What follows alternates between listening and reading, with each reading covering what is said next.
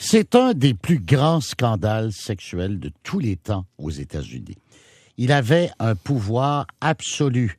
Il avait des responsabilités énormes. L'ex-médecin thérapeute Larry Nassar a été condamné à plusieurs peines de prison pour avoir agressé, et tenez-vous bien, là, le chiffre est absolument invraisemblable, pendant 2 décennies, au moins 265 victimes. Mais on dit au total, c'est probablement 332 victimes qui ont été agressées. Et pas n'importe quelle victime, en ce sens qu'il avait un rôle extrêmement important. Il était le préparateur, certains diraient le gourou de l'équipe féminine olympique de gymnastique, qui a formé tant de stars, de médaillés d'or olympiques.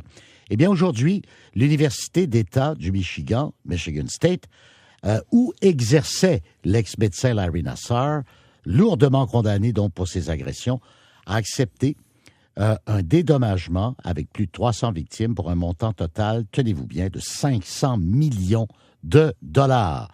Alors, on fait appel, bien sûr, à Ray Lalonde, expert en marketing, et qui connaît très bien le fonctionnement des universités américaines, les collèges américains en particulier pour le sport. Ray, bonjour. Bonjour, Paul. Il y a des gens qui en parlent, ce montant-là, aujourd'hui. Michigan State, dont l'université située à East Lansing, dans le Michigan, va payer 1,5 milliard aux victimes. Nous, ici, on gratte les fonds de tiroir pour essayer de trouver de l'argent pour l'UQAM, pour l'Université de Montréal, pour Concordia, pour McGill. 500 millions de dollars qui sera payé par Michigan State. Paul, les universités américaines ont un bassin d'anciens étudiants, ce qu'on appelle communément les alumni, de plusieurs centaines de milliers.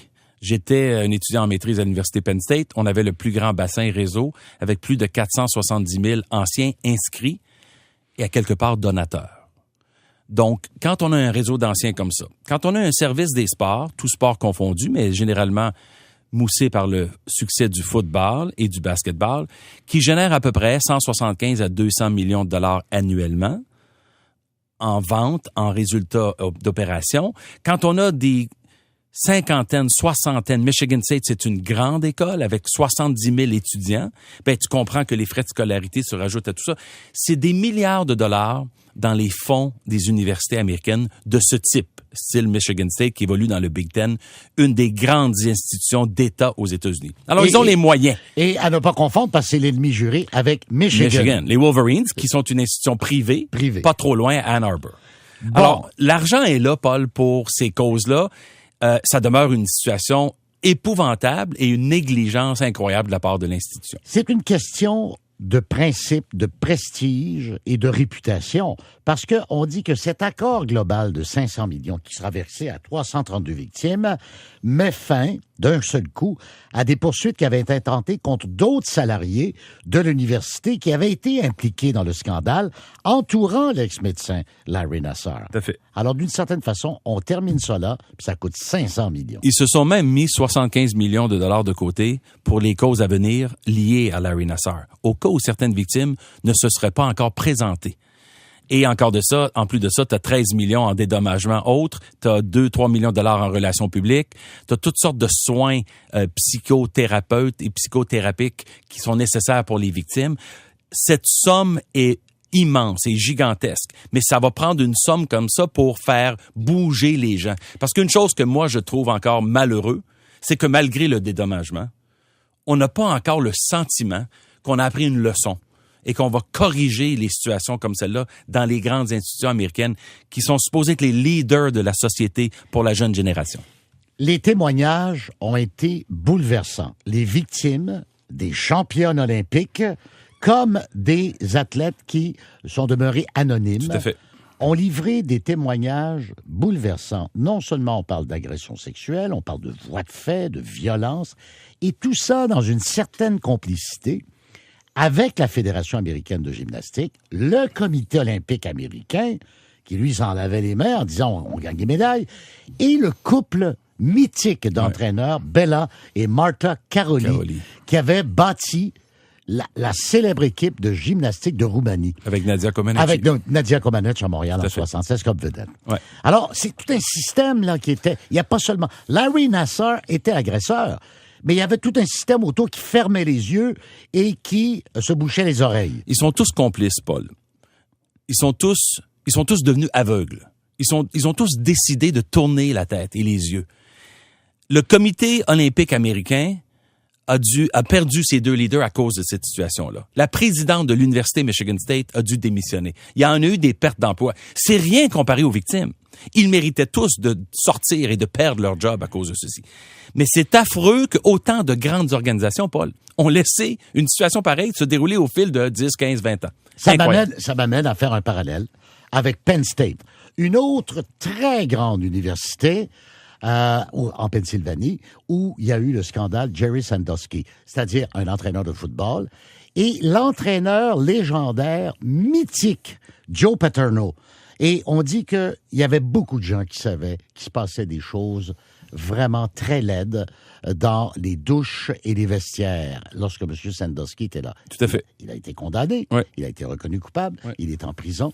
Mais Penn State, encore aujourd'hui, cherche à exorciser ce qui lui est arrivé, cette situation-là. Bon, premièrement, j'ai travaillé sous les ordres de Joe Paterno.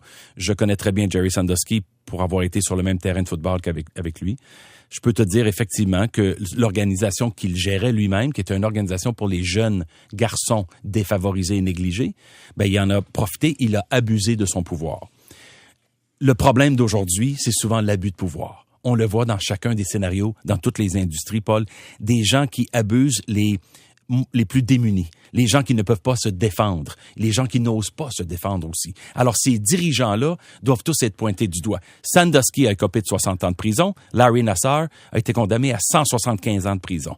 Sandusky, ça a coûté, je pense, c'était 50 millions de dollars à Penn State. Moins, mais quand même une somme énorme. Ils ont dû déclarer forfait pour une centaine de victoires que la NCAA leur a redonné par la suite. Mais ils se remettent, là, 5-6 ans après, finalement, de cette situation-là. Ils n'ont pas encore tout à fait exorcisé, comme tu l'as dit. Ça peut se produire n'importe où. Aujourd'hui, dans l'actualité, l'ancien entraîneur de gymnastique de haut niveau, très reconnu et réputé, Michel Arsenault, a été arrêté ce matin à Edmonton. Il fait face à 7 chefs d'accusation d'agression sexuelle, voies de fait sur des filles mineures, alors qu'il était en position d'autorité. Les faits reprochés sont survenus à Montréal. Entre 83 et 93, il aurait fait 6 victimes. Il va comparaître au palais de justice le 24 mai prochain. Et on parle là de victimes, comme vous l'avez dit, Ray, très vulnérables. On parle de toutes jeunes filles qui aspirent à faire l'équipe olympique. Ouais, et puis qui ont une confiance absolue dans ces gens-là qui les dirigent. Les entraîneurs, les thérapeutes, les médecins, les conseillers, tout autour d'eux. Alors, imagine comment les parents se sentent aujourd'hui. Si tu as vu certains des témoignages, Paul, c'était à CNL il y a quelques mois concernant Nassar. Il y a un des parents qui a voulu sauter, si on veut, la petite barrière, la clôture à l'intérieur du palais de justice pour attaquer Nassar.